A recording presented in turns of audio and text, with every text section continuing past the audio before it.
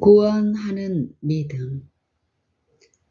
믿음으로 말미암는 의인은 이같이 말하되 내 마음에 누가 하늘에 올라가겠느냐 하지 말라 하니 올라가겠느냐 함은 그리스도를 모셔 내리려는 것이요 혹 누가 음부에 내려가겠느냐 하지 말라 하니 내려가겠느냐 함은 그리스도를 죽은 자 가운데서 모셔 올리려는 것이라. 그러면 무엇을 말하느뇨?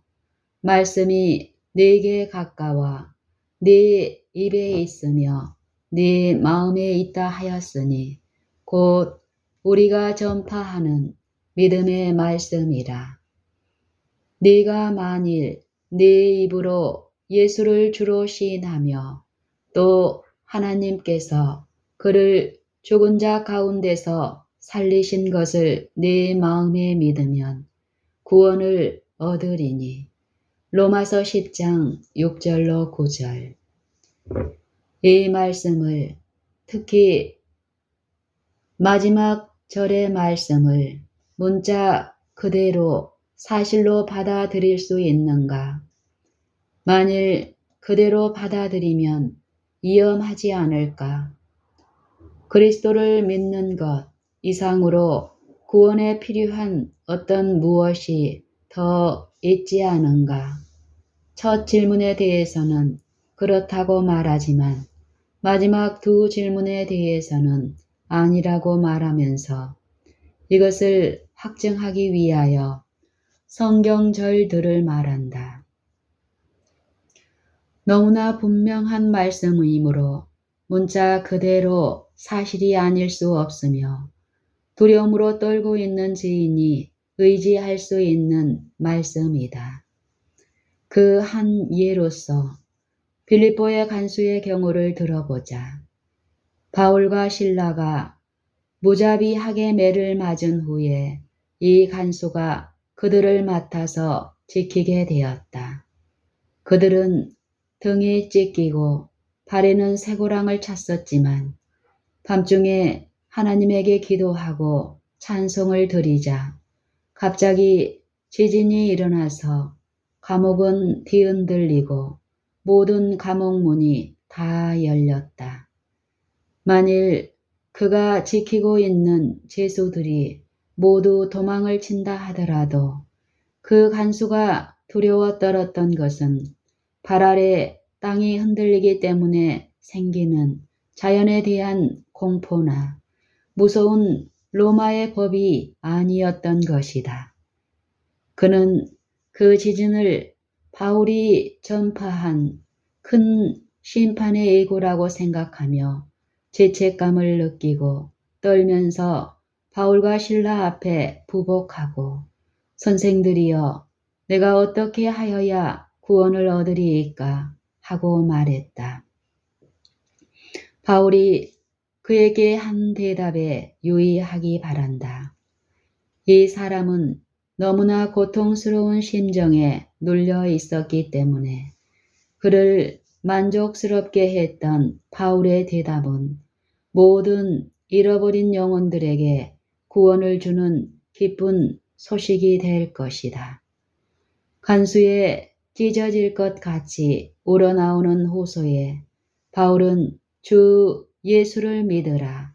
그리하면 너와 내 집이 구원을 얻으리라 고 대답을 했다. 사도행전 16장 31절. 이 말씀은 우리가 바울의 로마서에 인용한 말씀과 너무나 일치한다. 한 번은 유대인들이 예수님에게 와서 우리가 어떻게 하여야 하나님의 일을 하오리이까? 라고 물었다. 우리가 알고자 하는 것은 바로 이것이다. 예수께서 하신 대답에 유의하기 바란다. 하나님의 보내신 자를 믿는 것이 하나님의 일이니라. 요한복음 6장 28절 29절. 이 말씀을 금으로 써서 모든 심적인 갈등을 일으키고 있는 그리스도인들의 눈앞에 두고 계속 보도록 했으면 좋겠다. 모순되는 것처럼 보이던 모든 문제가 깨끗이 해결될 것이다. 행위가 있어야 하지만 믿음으로 다 이루어진다. 왜냐하면 믿음은 행위를 이루기 때문이다. 믿음은 모든 것을 담고 있으므로 믿음이 없으면 아무것도 없다. 문제는 사람들이 대개 믿음에 대해서 그릇된 개념을 가지고 있다는 것이다. 믿음은 단순한 동의이며 수동적인 것에 불과하므로 능동적인 행위가 부과되어야 한다고 생각하고 있다. 그러나 믿음은 능동적인 것으로서 가장 실제적인 것일 뿐만 아니라 유일한 현실적인 기초인 것이다. 율법은 하나님의 의이며 우리에게 구하라고 말씀하신 것이지만 믿음이 없이는 율법을 지킬 수가 없다. 이사야 51장 6절 7절, 마태복음 6장 33절. 문제는 사람들이 대개 믿음에 대해서 그릇된 개념을 가지고 있다는 것이다. 믿음은 단순한 동의이며 수동적인 것에 불과하므로 능동적인 행위가 부과되어야 한다고 생각하고 있다. 그러나 믿음은 능동적인 것으로서 가장 실질적인 것일 뿐만 아니라 유일한 현실적인 기초인 것이다. 율법은 하나님의 의이며 우리에게 구하라고 말씀하신 것이지만 믿음이 없이는 율법을 지킬 수가 없다. 왜냐하면 심판 때에 설 수 있는 유일한 의는 오직 그리스도를 믿음으로 말미암은 것이니 곧 믿음으로 하나님께로서 난 자가 되기 때문이다. 빌립보서 3장 9절. 로마서 3장의 마지막 절에서 바울이 한 말씀을 읽어보자. 그런즉 우리가 믿음으로 말미암아 율법을 폐하느뇨? 그럴 수 없느니라. 도리어 율법을 굳게 세우느니라. 사람이 하나님의 율법을 지키지 않는다고 해서 율법이 폐지되는 것이 아니다. 그것은 전혀 있을 수가 없는 일이다. 율법은 하나님의 보좌만큼 견고하고 변함이 없다. 사람들이 율법에 대해 무슨 악한 말을 하고 유린하며 무시한다고 하더라도 율법은 영원토록 동일할 뿐이다. 사람들이 하나님의 율법을 폐할 수 있는 유일한 길은 그들이 불순종하여 그들의 마음에 율법의 효력을 상실하게 만드는 것에 불과할 뿐이다. 이와 같이 민수기 30장 15절에서 지키지 않은 서원은 폐하여졌다고 말씀하고 있다. 그러므로 사도 바울이 믿음으로 율법을 폐하지 않는다고 말할 때에 믿음과 불순종은 양립할 수 없다는 뜻으로 말한 것이다. 아무리 범법자가 믿음을 공언한다고 할지라도 그가 범한 범법자라는 사실은 그가 믿음이 없다는 것을 나타내고 있는 것이다. 그러나 믿음의 소유는 마음의 율법을 굳게 세워서 하나님에게 범죄하지 아니한 것으로 나타난다.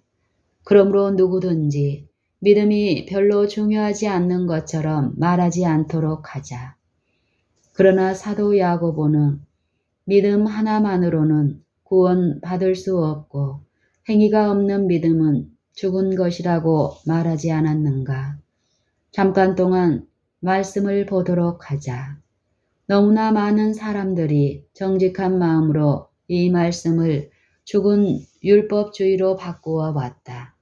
그는 행위가 없는 믿음은 죽은 것이라고 말하고 기록한 말씀과 거의 하나같이 일치한다. 행위가 없는 믿음이 죽은 것이라면 행위가 없는 것은 믿음이 없다는 것을 말해준다. 왜냐하면 죽은 것은 존재가 없기 때문이다. 만일 믿음을 가졌다면 행위가 반드시 나타날 것이며 그렇게 된다고 해서 믿음이나 행위를 자랑하지는 않을 것이다. 왜냐하면 믿음은 자랑을 배제하기 때문이다. 로마서 3장 27절. 자랑은 오직 죽은 행실을 전적으로 신뢰하거나 허울 좋은 흉내로 믿음의 공언을 하는 사람들이 하는 것이다. 그러면 야고보서 2장 14절. 내 형제들아, 만일 사람이 믿음이 있노라 하고 행함이 없으면 무슨 이익이 있으리요. 그 믿음이 능히 자기를 구원하겠느냐 라는 말씀에 대해서는 어떻게 생각하는가? 물론 있을 수 없는 일이다. 왜 그런가? 왜냐하면 그 사람은 믿음이 없기 때문이다. 사람이 믿음이 있다고 말하나 그의 악한 행위로는 믿음이 없다는 것을 보여준다면 그것이 무슨 이익이 있겠는가? 단순히 믿음이 거짓 공언하는 자들에게 어떤 행위를 이루지 않기 때문에 믿음의 능력을 과소평가해야 하겠는가? 바울은 믿음이 있다고 말을 하나 행위로서 말하고 있다라고 디도서 1장 16절에서 말한다. 바울은 믿음이 있다고 말을 하나 행위로서 부인함으로써 자신의 믿음의 상태를 말하고 있다. 야고보가 말하는 사람은 바로 이런 부류의 사람들이다. 성령의 열매인 선한 행실이 없다는 사실은 그가 크게 공언하기는 하나 믿음이 없다는 것을 보여준다. 그러므로 이런 믿음은 그를 구원할 수 없다. 왜냐하면 믿음은 믿음을 가지고 있지 않는 사람을 구원할 능력이 없기 때문이다.